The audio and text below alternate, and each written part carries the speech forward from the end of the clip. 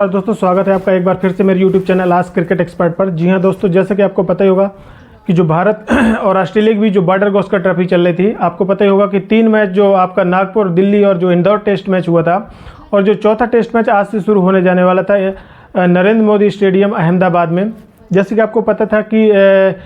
जिस दिन से ये टूर्नामेंट शुरू हुआ था, आप नागपुर से लेकर के देख लीजिए, दिल्ली और जाकर के इंदौर में जिस तरीके से इंडिया की हार हुई थी, फिर जब चौथा टेस्ट मैच एक डिसाइडर के रूप में निकल के आया था, क्योंकि जिस तरीके से इंडिया की हार हुई है इंदौर टेस्ट मैच में, क्योंकि पहले और दूसरे टेस्ट मैच में इंडिया बहुत कंफर्टेबल तरीके से ऑस्ट्रेलिया को हराया था, और ऑस्ट्रेलिया किसी भी कंडीशन में, किसी भी सिचुएशन में ऐसा पॉजिटिव नज़र नहीं आया था कि उनसे एक अच्छी क्रिकेट देखने को मिली हो। लेकिन जिस तरीके से ऑस्ट्रेलिया ने इंदौर टेस्ट में वापसी की है और जिस तरीके का वापसी की है, इंडिया को उन्होंने कहीं ना कहीं बैकफुट में ला करके रख दिया और इंडिया के लिए बहुत सारी प्रॉब्लम क्रिएट करके रख दी थी। हालांकि इसमें इंडिया की ही गलती थी, क्योंकि इंडिया जब से आपने देखा होगा नागपुर से लेकर के कि बहुत सी पिच को लेकर के बहुत बड़े बड़े बयानबाजी चल रही थी, लेकिन इंडिया ने ही, क्योंकि इंडिया में जब से ऑस्ट्रेलिया टीम आई हुई है, तो इंडिया ने शुरू से प्लान ऐसा बना के रखा था कि ऑस्ट्रेलिया को थोड़ा सा टर्निंग ट्रैक दी जाएगी। लेकिन अगर नागपुर और दिल्ली की बात की जाए तो कहीं ना कहीं अगर देखा जाए, अगर एवरेज पिच की अगर तरीके से देखा जाए, तो कहीं ना कहीं जो दोनों पिचें थी दिल्ली और नागपुर की, कहीं ना कहीं एक एवरेज पिच बना करके तैयार की गई थी ऑस्ट्रेलिया के। लेकिन जिस तरीके से इंदौर में ट्रैक दिया गया है, वो कहीं ना कहीं अनएक्सपेक्टेड था दोनों ही टीमों के लिए। और मुझे लगता है कि जिस तरीके से इंडिया प्लान कर रहा था ऑस्ट्रेलिया को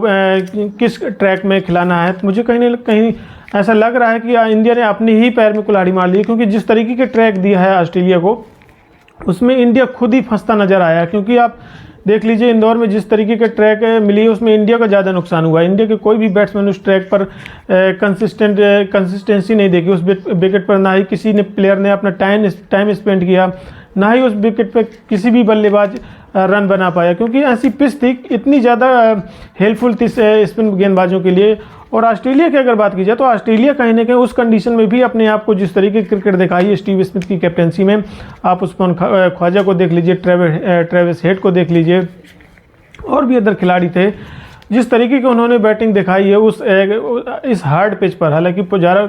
ने भी अच्छी बैटिंग करी थी इंडिया की तरफ से सेकेंड इनिंग में, लेकिन इंडिया कहीं ना कहीं उस पिच में पूरी तरीके से फंसता हुआ नजर आया था। क्योंकि इंडिया को सोचना चाहिए था कि अगर नागपुर और दिल्ली के टेस्ट मैच में भी इंडिया के बैट्समैनों ने कोई ऐसा जलवा नहीं दिखाया था कि आप मतलब पहले से इतना इंश्योर हो जाओ कि पिच अगर ट्रेंडिंग ट्रैक अगर दे दी जाएगी तो हमारे बैट्समैन सक्सेसफुल होंगे। क्योंकि आप पहले और दूसरे टेस्ट मैच से मुझे लगता है उस हार से आप कहीं ना कहीं कुछ सीखे नहीं है, क्योंकि जिस तरीके से इंदौर में आपने पिच रख दी थी, ऑस्ट्रेलिया को मुझे लगता है उससे ज़्यादा बेनिफिट मिला। क्योंकि ऑस्ट्रेलिया ने जिस अपॉर्चुनिटी जो मिली है ऑस्ट्रेलिया को, ऑस्ट्रेलिया ने जो टॉस हार कर, मुझे लगता है ऑस्ट्रेलिया की तो बस में नहीं थी कंडीशन, क्योंकि ऑस्ट्रेलिया टॉस हार गया था। लेकिन इंडिया ने टॉस जीत करके जिस तरीके से बैटिंग की और जिस तरीके से फर्स्ट इनिंग में इंडिया आकर के फंस गया ऑस्ट्रेलिया के सामने, मुझे लगता है ऑस्ट्रेलिया ने वहाँ से अपना मोमेंटम बना लिया। और जिस तरीके से ऑस्ट्रेलिया ने क्रिकेट दिखाई है और जिस तरीके से 2 मैच हार करके वापसी की थी, चौथा मैच में इस तरीके का रोमांच पैदा हो गया कि चौथा मैच एकदम डिसाइडर के रूप में हो गया इंडिया के लिए। ऑस्ट्रेलिया के लिए तो इंदौर टेस्ट मैच जीतने के बाद आपको पता ही होगा कि जो WTC का फाइनल का जो रास्ता था वो एकदम साफ हो गया था, और उसको फाइनल का टिकट ऑलरेडी मिल गया था इंदौर टेस्ट जीतने के बाद ऑस्ट्रेलिया टीम को। लेकिन इंडिया को अभी फाइनल टेस्ट की जो टिकट है अभी भी इंडिया को तलाश थी, क्योंकि इंडिया के पास जो इक्वेशन बन रही थी वो WTC फाइनल में जाने के लिए, वो कहीं ना कहीं डिपेंड कर रहा था। ये जो डिसाइडर मैच होगा जो अहमदाबाद में नरेंद्र मोदी स्टेडियम में खेला जाना है 9 मार्च से, उस पर कहीं ना कहीं बहुत अहम नज़र थी। और इसी को मद्देनज़र रखते हुए ये जो मैच है, जो चौथा टेस्ट मैच, वो और ही रोमांचक हो गया था। क्योंकि जिस तरीके से सीरीज 2-1 से चल रही है, और जो चौथा टेस्ट मैच जो आकर के नरेंद्र मोदी स्टेडियम में खेला जाना था आज से, वो कहीं ना कहीं आकर के डिसिसिव मोड पे आके खड़ा हो गया है। और यहाँ पर कहीं ना कहीं ऐसा लग रहा है कि इंडिया को ये मैच हर हालत में जीतना पड़ेगा, क्योंकि जिस तरीके से इंडिया को अगर WTC में फाइनल में अपनी जगह बनानी है, तो कहीं ना कहीं अपने ऑप्शन में रख करके ये मैच कहीं ना कहीं या तो निकालना पड़ेगा या तो ड्रा कराना पड़ेगा। क्योंकि आप ड्रा की तरफ भी अगर जाएंगे तो भी आपको सीरीज अपने नाम कर लेंगे, लेकिन अगर आपका मैच ये किसी भी कंडीशन में अगर ऑस्ट्रेलिया जीत जाता है, तो पहली बात तो आप सीरीज हार जाएंगे, और दूसरी बात आपको क्वालिफाई करने के लिए थोड़ा सा ना स्ट्रगल करना पड़ेगा। फिर आपको जो इक्वेशन आपने ऑलरेडी इस पर टॉक किया हुआ है कि आपको कहीं ना कहीं न्यूजीलैंड और जो श्रीलंका की जो सीरीज चल रही है उस पर आपको रिलाई करना पड़ेगा, उसके रिजल्ट पे आपको डिपेंड करना पड़ेगा। तो आज जिस तरीके से अगर मैच के लिहाज से देखा जाए, वर्ल्ड क्रिकेट के लिहाज से देखा जाए, तो आज बहुत ही ऐतिहासिक दिन था दोनों टीम के लिए, टीम क्रिकेट ऑस्ट्रेलिया के लिए भी और इंडियन क्रिकेट टीम के लिए भी। क्योंकि अभी जो रिसेंटली जो दोनों कंट्री के जो प्राइम मिनिस्टर हैं उनका एक विजिट शेड्यूल चल रहा था इंडिया में। जो ऑस्ट्रेलिया के पीएम है वो इंडिया आए हुए थे और कहीं ना कहीं इस जो चौथा टेस्ट मैच था इसको लेकर के भी प्री प्लान था कि जो अहमदाबाद का जो टेस्ट होगा उसमें जो दोनों कंट्री के जो प्राइम मिनिस्टर हैं वो कहीं ना कहीं आकर के खिलाड़ियों की हौसला अफजाई करेंगे और खिलाड़ियों से मिलेंगे और उनको मनोबल भी देंगे कहीं ना कहीं। तो आज यही हुआ कि जिस मॉर्निंग में ही दोनों देश के जो प्रधानमंत्री थे टॉस के टाइम पर वो मैदान पर आए और जिस तरीके से दोनों कैप्टन का पूरी टीम का मनोबल बढ़ाया वो कहीं ना कहीं आज एक ऐतिहासिक दिन के रूप में निकल आया है। क्योंकि कहीं ना कहीं जब कभी भी आपके किसी गेम में आकर के आपके कंट्री के जो लीडर हैं, जो कंट्री के आपके प्राइम मिनिस्टर हैं, इतनी बड़ी शख्सियत आकर के मैदान में आपका गेम देखती है, आपको आकर तारीफ़ करती है, आपके गेम को जो प्रोत्साहन मिलता है उससे कहीं ना कहीं आपके क्रिकेट में भी वो चीज़ नज़र आती है और आपके पर्सनल व्यक्तिगत रूप से भी आपके एक प्लेयर के रूप में भी आपको कहीं ना कहीं एक बहुत बड़ा मोटिवेशन मिलता है। तो अगर आज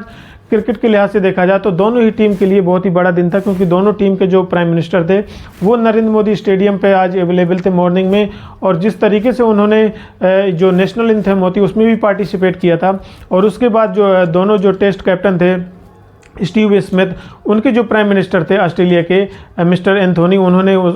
जो कैप दी स्टीव स्मिथ को और जो भारत के प्रधानमंत्री थे माननीय नरेंद्र मोदी जी, उन्होंने जो रोहित शर्मा को कैप दी। वो कहीं ना कहीं दोनों कैप्टन्स के लिए बहुत ही स्पेशल मोमेंट था आई थिंक। तो ये कहीं ना कहीं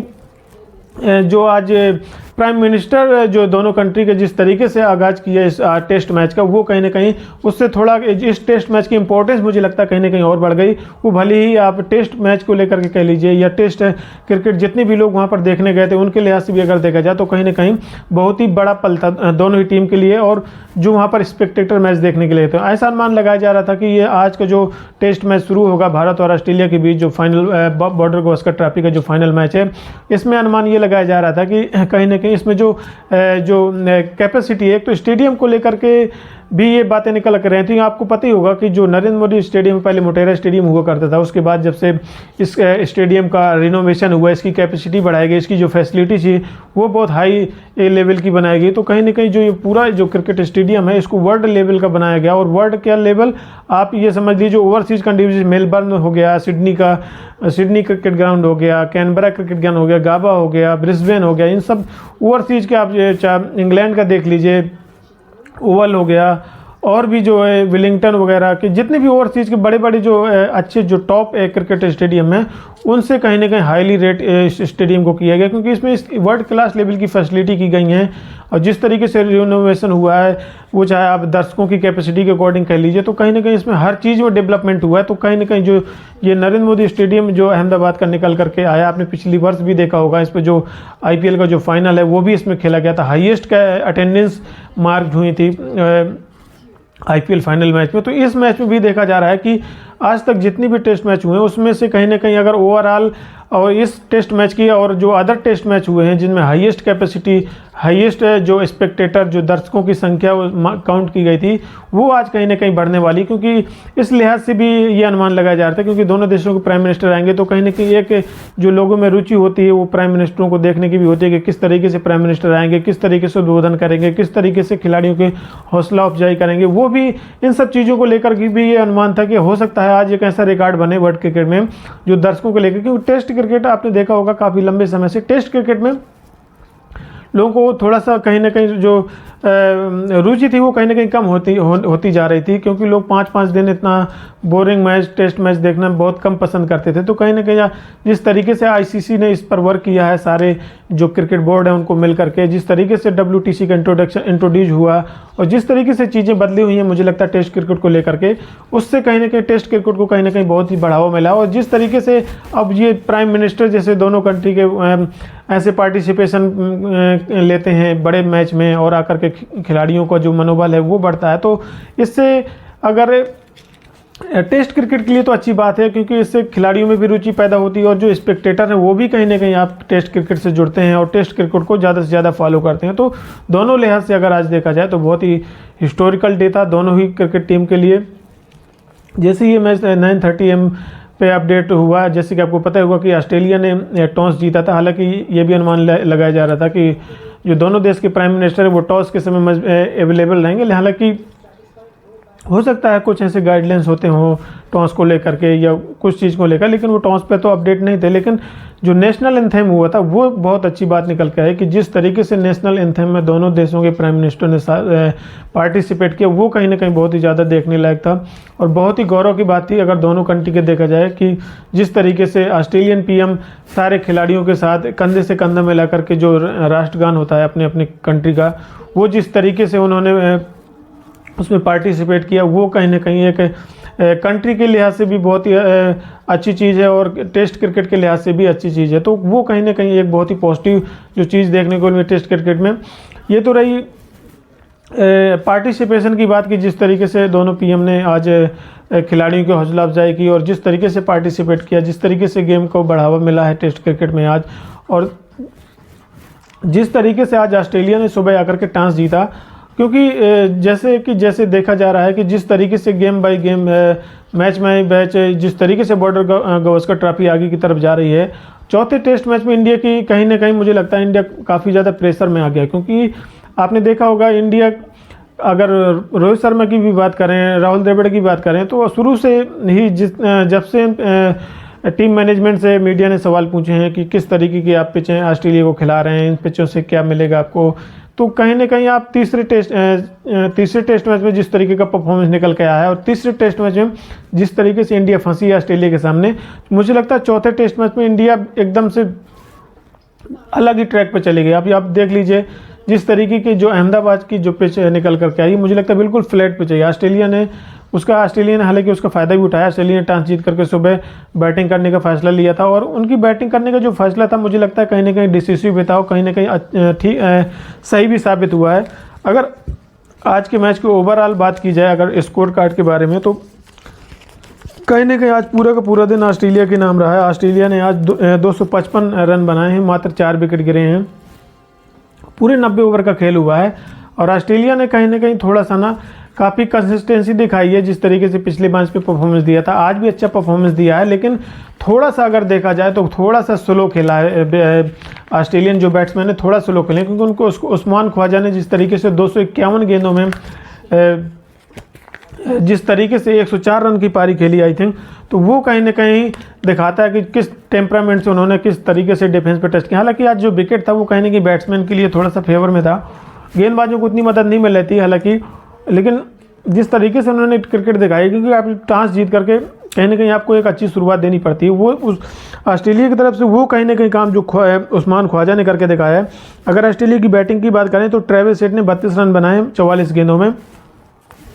हालांकि ट्रेविस हेड अच्छे टच में नज़र आ रहे थे, जो उनके जो बैट और बॉल का संपर्क था काफ़ी अच्छा हो रहा था और काफ़ी अच्छा टाइम भी स्पेंड कर रहे थे। उनके जो गेंद जो खेल रहे थे तो अच्छे टच में दिख रहे थे, ऐसा लग रहा था कि अच्छा लंबा खेलेंगे और टीम को अच्छी शुरुआत देंगे, लेकिन RS अश्विन के गेंद में वो फंस गए। कहीं ना कहीं थोड़ा एग्रेसिव क्रिकेट के मूड में थे, क्योंकि जिस तरीके से क्रिकेट खेल रहे थे 75 रन के स्ट्राइक रेट से वो बैटिंग कर रहे थे, तो कहीं ना कहीं थोड़ा सा मारने के चक्कर में वो थोड़ा फंस गए। तो RS अश्विन ने उनका विकेट लिया और ख्वाजा अभी भी नॉट आउट हैं, 104 रन बना करके 251 गेंदें खेली हैं। ये ऑस्ट्रेलिया के लिहाज से अगर देखा जाए तो ये बहुत ही पॉजिटिव पॉइंट है, क्योंकि आपका एक जो स्ट्राइक बैट्समैन है, आपका जो ओपनिंग बैट्समैन है, वो कहीं ना कहीं अभी विकेट क्रीज पर टिका हुआ है और आप ऑलरेडी बोर्ड पर 255 रन लगा दिए हैं। हालांकि अभी भी आपकी आधी से ज़्यादा टीम बैठी हुई है, आपके आधे से ज़्यादा विकेट बैठे हुए हैं। तो ऑस्ट्रेलिया चाहेगा यहाँ से कहीं ना कहीं इंडिया को, अगर उस्मान ख्वाजा का विकेट नहीं जल्दी से अगर ऑस्ट्रेलिया को होता है तो ऑस्ट्रेलिया की नज़र कहीं ना कहीं होगी कि 400 तक का आप दें, क्योंकि इंडिया को भी ये समझना पड़ेगा, क्योंकि अगर ऑस्ट्रेलिया ने 400 रन बोर्ड पे लगा दिए तो इंडिया के लिए मुझे ऐसा लगता नहीं कि आसान होने वाला है, भले ही फ्लैट पिच हो। क्योंकि इंडिया की जो बैटिंग है आपने देखा होगा, कोई भी बैट्समैन उनके इतना कॉन्फिडेंट नज़र नहीं आता है। आप देख लीजिए कि रोहित शर्मा को अगर नागपुर टेस्ट में हटा दी जाए तो नागपुर टेस्ट मैच में उनकी सेंचुरी आई थी। उसके बाद आप KL राहुल और शुभमन गिल के बीच में फंसे हुए थे, आपने 2 मैच KL राहुल को खिला करके शुभमन गिल को आपने टीम स्क्वाड में डाल दिया। आप टीम स्क्वाड में शुभमन गिल को डालने के बाद आपके शुभमन गिल का भी फेलियर हो गया, तो आपका जो ओपनिंग स्लॉट है वो उसमें भी आप फंसे हुए हैं। तो सबसे बड़ी चिंता का विषय तो इंडिया की बैटिंग ही है, क्योंकि आप बैटिंग, मैं इस लिहाज से भी कह रहा हूँ इंडिया की जो चिंता का विषय बैटिंग है, क्योंकि आप देख लीजिए कि जो नागपुर का जो टेस्ट मैच हुआ था और जो दिल्ली का टेस्ट मैच हुआ था, उन दोनों में कहीं ना कहीं अक्षर पटेल का कंट्रीब्यूशन बहुत ज़्यादा था। क्योंकि अक्षर पटेल का अगर इस पूरे सीरीज में अगर आप उनका जो कंट्रीब्यूशन देखें, वो कहीं ना कहीं बल्लेबाजी में अगर देखा जाए तो रोहित शर्मा के बाद सबसे ज़्यादा उन्होंने ही रन बनाए हैं। लेकिन अगर आप टेस्ट क्रिकेट के लिहाज से देखें कि हर एक जो प्लेयर की जो प्लेसमेंट होती है टेस्ट क्रिकेट में स्पेशली, बहुत ही यूटिलिटी होती है। आपको मतलब जो प्लेइंग 11 का सिलेक्शन करना पड़ता है, मुझे लगता है बहुत ही कई चीज़ों को देख के करना पड़ता है, क्योंकि आप जिस भी प्लेयर का प्लेसमेंट कर रहे हैं आप प्लेइंग 11 में, मुझे लगता है उस प्लेयर की प्रॉपर यूटिलिटी भी होनी चाहिए। क्योंकि आपने देखा होगा अक्षर पटेल को एज ए ऑलराउंडर आप गेम में डाले हैं, लेकिन ऑलराउंडर से पहले वो बॉलर हैं। मतलब भले ही उन्होंने रन अच्छे बना दिए हों, लेकिन वो एक आपने उन्हें एज ए बॉलर खिलाया है, एक स्पिनर गेंदबाज के रूप में खिलाया। भले ही थोड़ा बैटिंग में वो कंट्रीब्यूशन कर दें, लेकिन अगर उनका जो एक प्रॉपर यूटिलिटी, आप बैटिंग और बॉलिंग दोनों को मद्देनज़र में रख करके आपने उनको प्लेइंग 11 में इंक्लूड किया था। लेकिन हालांकि उन्होंने बैटिंग में आपको निराश नहीं किया। बैटिंग जो नागपुर और दिल्ली दोनों टेस्ट मैच में जितनी शानदार उन्होंने बैटिंग की है, मुझे लगता है उनकी बैटिंग के बदौलत ही टीम इंडिया अगर ऑस्ट्रेलिया को दोनों टेस्ट मैच में कहीं ना कहीं बैकफुट पर डाला है, उनका बहुत ज़्यादा कॉन्ट्रीब्यूशन है। तो इस लिहाज से भी उनका जो कॉन्ट्रीब्यूशन है वो कहीं ना कहीं बहुत स्ट्रॉन्ग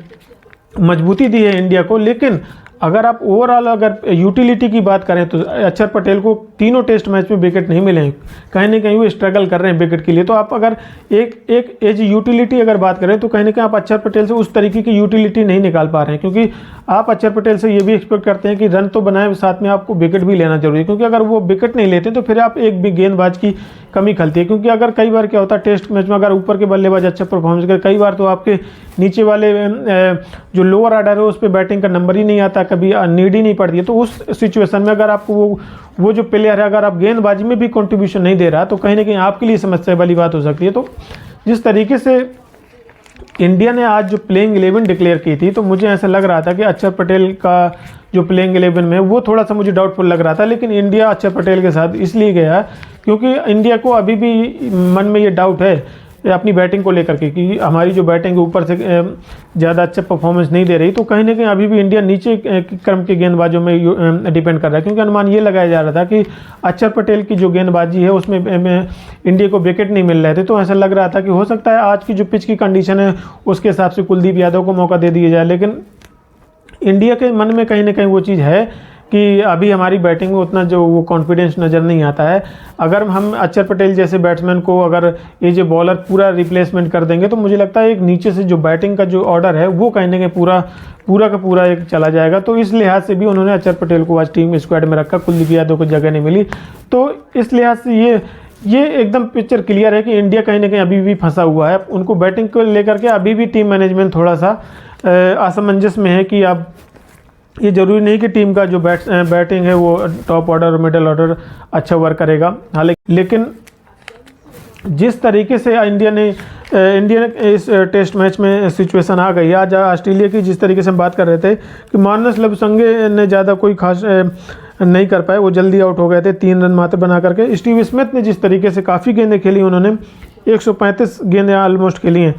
अब आज पूरे अगर ओवरऑल देखे जाए कि प्लेयर ने ऑस्ट्रेलिया ने आज बैटिंग अच्छी की है, लेकिन ऑस्ट्रेलिया ने जिस तरीके से बीच में अगर देखा होगा जब स्टीव स्मिथ और उस्मान ख्वाजा की जो जिस तरीके से पार्टनरशिप बिल्ट हो रही थी, उसमें कहीं ना कहीं ऑस्ट्रेलिया थोड़ा सा डाउन हो गया था, क्योंकि बहुत ज़्यादा गेंदें खेल गया था। लेकिन उतने रन जितने रन होने चाहिए थे बोर्ड पर वो रन नहीं लगा पाए, क्योंकि आज जिस तरीके से आप पूरे 90 ओवर का यूटिलिटी आपने की है, उस हिसाब से ऐसा लग रहा था कि कहीं ना कहीं आप 50 रन थोड़ा सा डाउन है। थोड़ा सा इंडिया के लिए पॉजिटिव ये है कि इंडिया को भले ही 4 विकेट मिले हों, लेकिन रन थोड़ा सा ब्रेक लगाया। अगर अब आप लास्ट में देख लीजिए कि रोहित शर्मा जब नई बॉल ली थी, हालांकि मुझे डाउट लग रहा था कि हो सकता है रोहित शर्मा कल नई बॉल लें, लेकिन जिस तरीके से पार्टनरशिप बिल्ड हो रही थी तो ऐसा लग रहा था कि उस्मान ख्वाजा को विकेट को लेकर के थोड़ा सा ना खिलाड़ियों में यह था कि इस विकेट को जितनी जल्दी से जल्दी लिया जाए, क्योंकि जो प्रॉपर जो बैट्समैन टिका हुआ बैट्समैन होता है उसको अगर उसका विकेट लेना मुझे लगता है बहुत ज़्यादा इंपॉर्टेंट हो जाता है, क्योंकि अगर उसकी निगाहें टिक गई तो हो सकता है वो आपको अपनी टीम को लेकर के बहुत आगे तक जा सकता है। तो इस लिहाज से भी रोहित शर्मा ने लास्ट के जो 10 ओवर थे, 9-10 ओवर, उसमें नई बॉल का यूज कर लिया, क्योंकि जब भी नई बॉल ली जाती है थोड़ा सा मूवमेंट भी मिलता है, बॉल ट्रैवल करता है, क्योंकि नई गेंद से थोड़ा सा विकेट मिलने के ज़्यादा चांस होते हैं। लेकिन इंडिया को जिस तरीके से अनुमान लगाया जा रहा था कि नई बॉल लेने के बाद इंडिया को ज़्यादा फायदा होगा, हालांकि वो उसके जस्ट अपोजिट हुआ। और नई बॉल का जो फ़ायदा है, मुझे लगता है ऑस्ट्रेलियन बैट्समैन ने बहुत ज़्यादा फायदा निकाला। कैमरून ग्रीन ने जिस तरीके से बैटिंग की, मुझे लगता है पूरा जो आज का जो सेशन रहा है पूरा का पूरा, जिस तरीके से 4 विकेट मात्र लिए हैं इंडिया ने, थोड़ा ही कहूँगा, क्योंकि ज़्यादा इसलिए नहीं कहूँगा क्योंकि थोड़ा और एक आध विकेट भी जिस तरीके से इंडिया ने ली है वो थोड़ा सा ना गुच्छों में विकेट नहीं लिए हैं, मतलब कि थोड़ा सा अंतराल के बाद ही विकेट लिए हैं। क्योंकि जब आप कोलैप्स जब करते हैं तो थोड़ा सा टीम प्रेशर में आती है, क्योंकि कोई भी बैट्समैन जब इनका आउट हुआ तो कहीं ना कहीं थोड़ा पार्टनरशिप जरूर बिल्ट हुई है। उस तरीके से ऑस्ट्रेलिया थोड़ा जो स्कोर है वो कहीं ना कहीं अपनी टीम को आगे लेता जा रहा था। और जो स्टीव स्मिथ और जो ख्वाजा की बैटिंग थी वो थोड़ा सा स्लो बैटिंग उन्होंने की है, मुझे लगता है वहाँ से 40-50 रन थोड़ा डाउन हो गए हैं। हालांकि स्लो बैटिंग से एक चीज़ का फ़ायदा और मिला कि उस्मान ख्वाजा जिस तरीके से नॉट आउट हैं, तो वो कहीं ना कहीं मुझे लगता है कि अगर वो स्लो बैटिंग भी की हैं तो उनका जो मेन विकेट है वो अभी बचा हुआ है। अगर वो विकेट टीम इंडिया ले जाता तो उनकी जो स्लो विकेट जो खेले हैं, धीमा खेला है ऑस्ट्रेलिया, वो उसका तो फ़ायदा कहीं ना कहीं इंडिया के पास चला जाता। तो मेरा अभी भी मानना है कि ऑस्ट्रेलिया अभी भी पूरी तरीके से पकड़ बनाए हुए है इस मैच में, क्योंकि इतना आसान नहीं होगा इंडिया को चौथी इनिंग में इंडिया को आकर के बैटिंग करनी। और आपको पता होगा टेस्ट मैच में चौथी इनिंग में चेज करना इतना आसान नहीं होता, क्योंकि जितना ही डे बाय डे ये गेम आगे की तरफ जाएगा, क्योंकि पिच में जितना ही ज़्यादा मैच प्ले होगा, पिच जितनी ज़्यादा रफ होती जाएगी, बैटिंग के लिए मुझे लगता है थोड़ा सा ना कठिनाई होती जाएंगी, गेंदबाजों को मदद मिलेगी। तो कहीं ना कहीं इंडिया को इस लिहाज से भी देखना पड़ेगा कि जब भी इंडिया फर्स्ट इनिंग में बैटिंग करने के लिए आएगा तो कहीं ना कहीं इंडिया को इस बात को ध्यान में रखना होगा कि इंडिया को बहुत ही शानदार बैटिंग करनी पड़ेगी, क्योंकि लीड आपको कहीं ना कहीं देनी पड़ेगी। क्योंकि आप पिछले मैच में देख लीजिए, आप लीड खा गए थे, क्योंकि आप खा जाएंगे लीड तो फिर आपको लीड उतारना ही एक तो सबसे बड़ी बात हो जाएगी, क्योंकि आप लीड उतार के किसी को लीड देना वो मुश्किल, उसमें फिर बाउंस बैक करना बहुत मुश्किल हो जाता है। तो इंडिया को इस लिहाज से भी ध्यान रखना होगा कि ऑस्ट्रेलिया को लीड तो देना ही देना पड़ेगा आपको। अब ऐसा बैटिंग मत करिए कि आप खुद ही लीड खा जाओ 50-60 रन की, 70 रन की, तो वो इंडिया को ध्यान में रखना होगा। मुझे लगता है आज का जो ओवरऑल टेस्ट मैच हुआ उसमें कैमरून ग्रीन की जो बैटिंग परफॉर्मेंस रही वो कहीं ना कहीं इंडिया को थोड़ा सा पीछे डाल दिया है, क्योंकि अगर कैमरून ग्रीन ने जिस तरीके से आकर के रन बनाए 49 रन 64 गेंदों में 70-72 के स्ट्राइक रेट से, वो कहीं ना कहीं ऑस्ट्रेलिया को थोड़ा सा आगे लेकर के गई है मैच में, और इंडिया थोड़ा सा बैकफुट पर आ गया है। तो ऑस्ट्रेलिया को ये समझना होगा कि थोड़ा सा अगर गेम को और लेकर के जाएंगे तो कल और अच्छी पकड़ हो सकती है। लेकिन कल इंडिया को देखना होगा कि इंडिया किस तरीके से गेंदबाजी करता है, आकर के कितनी जल्दी विकेट चटकाता है। और उस्मान ख्वाजा का विकेट बहुत ही इंपॉर्टेंट होगा, क्योंकि उस्मान ख्वाजा अगर जिस तरीके से अगर बैटिंग कर रहे हैं, जिस तरीके से उन्होंने डिफेंस पर ट्रस्ट किया है, जिस तरीके की एबिलिटी दिखाई है, 14 टेस्ट सेंचुरी मारी उन्होंने, तो वो कहीं ना कहीं लगता है कि ऑस्ट्रेलिया को बहुत आगे लेकर के जा सकते हैं अगर जल्दी विकेट नहीं मिले। क्योंकि आपने देखा होगा जिस तरीके से, क्योंकि जब भी आपकी फ्लैट पिच मिलती है तो मुझे लगता है स्पिन गेंदबाजों को थोड़ा सा क्वालिटी वाली गेंदबाजी करनी पड़ती है, क्योंकि टर्निंग ट्रैक में क्या होता है, जैसे रविंद्र जडेजा मान लीजिए, रविंद्र जडेजा का बॉल उतना ज़्यादा टर्न नहीं होता है, वो सिर्फ टप्पे पे बॉल गिराते हैं, क्योंकि जब टर्निंग ट्रैक रविंद्र जडेजा जैसे गेंदबाजों को मिल जाता है तो वो सिर्फ अपने टप्पे पर गेंद गिरा के उनका मूवमेंट, उनको विकेट इसलिए ज़्यादा मिलते हैं अगर देखा जाए, क्योंकि रविंद्र जडेजा का जो गेंदबाजी है वो ज़्यादा स्पिन नहीं करता है, वो उनका जो स्पिन है बहुत छोटा स्पिन है, बहुत हल्का स्पिन करता है, क्योंकि उनको रीड इसलिए नहीं पाते हैं क्योंकि जो पिच होती है वो टर्निंग ट्रैक होता है, और टर्निंग ट्रैक पे जो बैट्समैन होता है वो एक्सपेक्ट ये करता है कि बहुत ज़्यादा टर्न होगा, तो वो ज़्यादा टर्न के हिसाब से खेलने के लिए चला जाता है। और रविंद्र जडेजा का जो गेंद है वो थोड़ा कम स्पिन होता है, इस वजह से थोड़ा विकेट मिलने के चांस रविंद्र जडेजा को टर्निंग ट्रैक पर जो पॉसिबिलिटी वो कहीं ना कहीं बढ़ जाती है। तो इस नज़र से भी अगर देखा जाए तो आज भी रविंद्र जडेजा कहीं ना कहीं स्ट्रगल किया है विकेट के लिए, क्योंकि आज की जो पिच थी, आज की जो कंडीशन थी, वो रविंद्र जडेजा को मुझे लगता है उतने ज़्यादा फेवर नहीं कर रही। हालांकि रविचंद्रन अश्विन की अगर बात की जाए स्पिन गेंदबाजी में, तो रविचंद्रन अश्विन के पास वैरायटीज़ बहुत हैं, उनके पास गेंदबाजी करने में वैरायटीज़ बहुत हैं, वो कहीं ना कहीं हर तरीके की गेंदबाजी सिचुएशन के हिसाब से ट्राई करते रहते हैं। तो आपने देखा होगा जिस तरीके से ट्रेविस हेड को उन्होंने फंसाया, ट्रेविस हेड, आप देखिए स्पिन तो हो नहीं थी गेंदबाजी, जब स्पिन नहीं होती है उस समय आपको जब स्पिन गेंदबाजी की अगर देखा जाए, जो भी वर्ल्ड क्लास आप स्पिन गेंदबाज को देख लीजिए, जब भी उनको फ्लैट पिच पर ही उनकी जो रियल स्किल है उसका जो टेस्ट होता है वो मुझे लगता है कहीं ना कहीं फ्लैट पिचों पर ही होता है। क्योंकि आप टर्निंग ट्रैक पर तो आप किसी भी तरीके से आप गेंद गिराते रहिए, कहीं ना कहीं विकेट तो मिलना ही मिलना है, क्योंकि इतना ज़्यादा टर्निंग ट्रैक होता है, इतना ज़्यादा स्पिन होता है, गेंदबाज बैट्समैन कब तक रीड करेगा। कहीं ना कहीं अनएक्सपेक्टेड अगर रीड हो गया तो फिर आपको विकेट मिलना ही मिलना है। तो जिस तरीके से अगर फ्लैट पिच में अगर बात की जाए तो स्पिन गेंदबाजों को विकेट लेना बहुत मुश्किल होता है, मुझे इसलिए लगता है क्योंकि वहाँ पर आपको एबिलिटी टेस्ट होती है। क्योंकि आपको जब आपको स्पिन गेंद होती नहीं, आप बहुत ज़्यादा ट्राई करते हैं, बहुत ज़्यादा कोशिश करते हैं कि गेंद स्पिन हो, लेकिन होता नहीं है, गेंदबाज अच्छी तरीके से रीड करता है, तो उसमें थोड़ा सा आपको मुश्किलों का सामना करना पड़ता है। क्योंकि आज जिस तरीके से देखा होगा, क्योंकि आज की जो पिच थी, अगर स्पिन जिस तरीके से स्पिन गेंदबाजी हो रही थी, वो आप अक्षर पटेल की देख लीजिए, रविचंद्रन अश्विन की देख लीजिए या रविंद्र जडेजा की देख लीजिए, गेंद हालांकि थोड़ा नीचे जा रहा था, लेकिन दिल्ली और नागपुर की जो टेस्ट मैच की जो विकेट थी उससे थोड़ा सा डिफरेंट था। इसमें दिल्ली और नागपुर की जो विकेट थी उसमें क्या हो रहा था कि जब गेंद नीचे आ रही थी तो बैट्समैन को समय नहीं मिल रहा था पीछे जाकर के उसको समझने का या प्ले करने का, क्योंकि एकदम से नीचे जाकर को एकदम तेज़ी से निकल रही थी। लेकिन इसमें क्या है, आपने देखा होगा जिस तरीके से रविंद्र जडेजा की गेंदें खेली गई हैं, जिस तरीके से अश्विन की गेंदें खेली गई हैं, कि आराम से पीछे जाकर के प्लेट कर रहे थे, आराम से खेल रहे थे, बहुत ज़्यादा कठिनाई नहीं हो रही थी। तो स्पिन गेंदबाजियों के लिए मुझे लगता है कहीं ना कहीं टेस्ट का विषय है, क्योंकि इंडिया ने एक जो गेंदबाज भी कमी खल रही है। क्योंकि इस ट्रैक में 2 पेसर तो ठीक है, आपने 2 पेसर खिला लिए, अच्छी बात है, लेकिन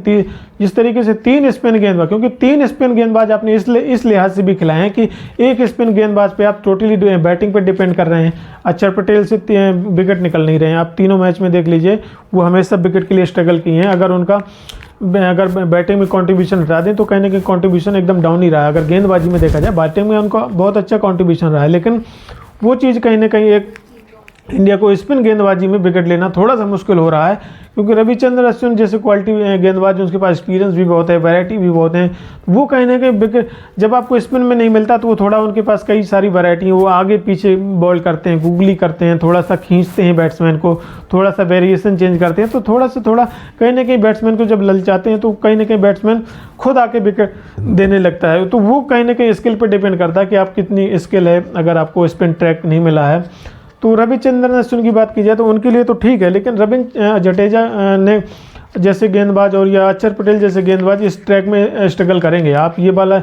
तो देख लीजिए, आपको सेकेंड इनिंग भी आपको वही चीज़ फेस करना है। तो इस लिहाज से भी अगर इंडिया को देखा जाए तो कहीं ना कहीं एक गेंदबाज की जो कमी है वो बहुत ज़्यादा खल है। मुझे लगता है अगर चाइना मैन कुलदीप यादव होते, उनके पास थोड़ा सा वेरिएशन अलग है, उनके पास जो रिस्ट वाला जो,